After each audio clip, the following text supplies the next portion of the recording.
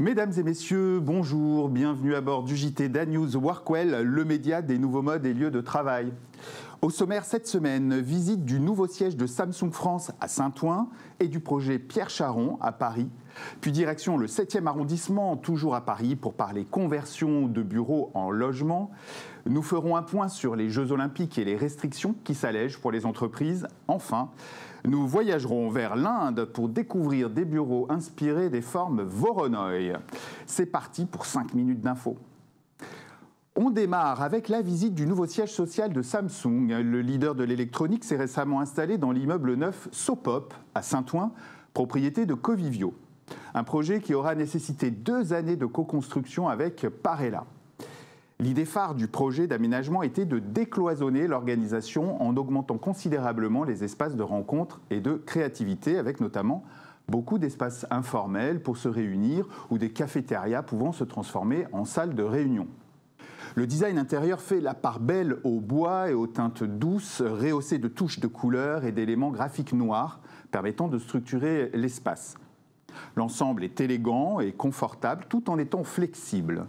Les aménagements introduisent en effet le Flex Office, ce qui a nécessité un accompagnement des équipes de Samsung. Bravo à toutes celles et tous ceux qui ont participé à ce beau projet. Et on continue avec les premières images du projet Pierre Charon, cet ensemble de 2 immeubles haussmanniens réunis et réhabilités aux 64 et 66 de la rue Pierre Charon à Paris.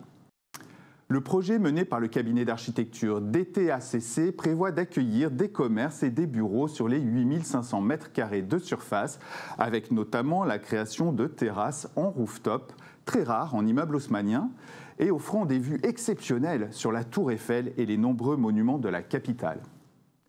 Après 2 ans de travaux, l'immeuble vient d'être réceptionné et les premières images publiées dévoilant des aménagements intérieurs élégants et modernes et une terrasse mêlant le bois et le métal, le végétal et le minéral.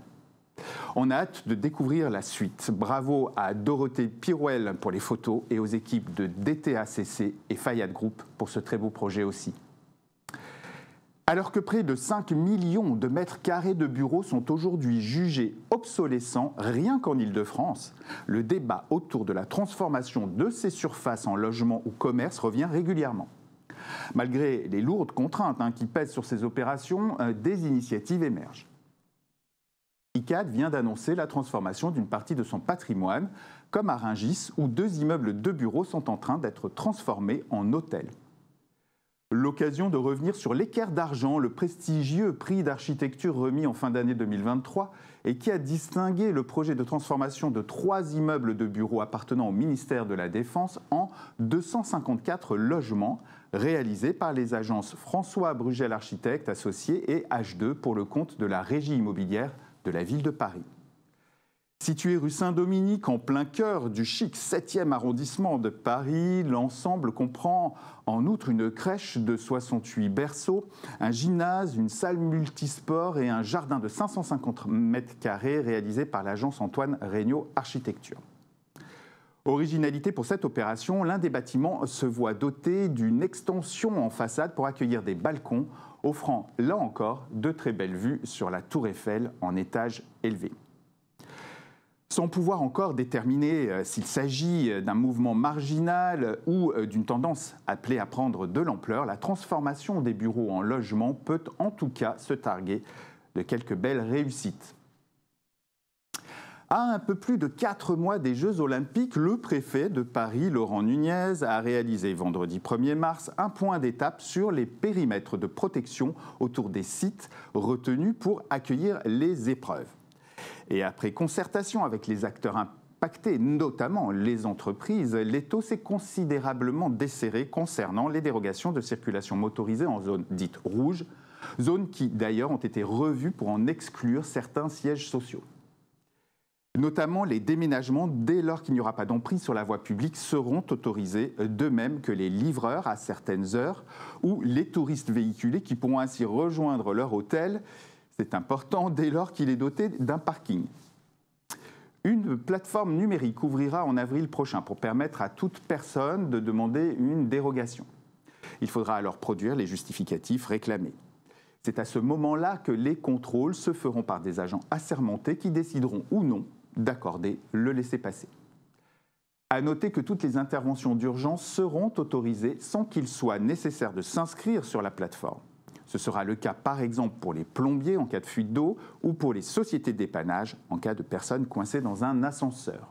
Le périmètre de sécurité autour de la cérémonie d'ouverture des Jeux Olympiques le 26 juillet fera l'objet d'une présentation à part dans les prochaines semaines. Pour finir, je vous emmène en Inde découvrir les bureaux très originaux designés par l'agence Studio Ardete pour la société Vornoid et situés dans la ville de Mohali, dans l'État du Punjab. Inspirée par les formes Voronoi et les ruches des abeilles, la façade, comme les aménagements, souhaite créer un sentiment de flux ininterrompu et de fluidité entre l'intérieur et l'extérieur. Les matériaux et formes brutes utilisés créent un environnement original où l'espace devient plus qu'un bureau. Il se transforme en un environnement immersif, stimulant la créativité. Les espaces double hauteur permettent de libérer la vue et les perspectives, tandis que les cloisons en verre coloré produisent un effet visuel fascinant lorsqu'elles sont baignées de soleil, projetant une lumière douce qui complète bien les tons bruts. Bravo aux équipes de Studio Ardete pour cette réalisation. Et c'est ainsi que se termine notre JT. Je vous remercie de l'avoir suivi. Je vous donne rendez-vous très vite pour une nouvelle bouffée d'inspiration. D'ici là, portez-vous bien. À bientôt.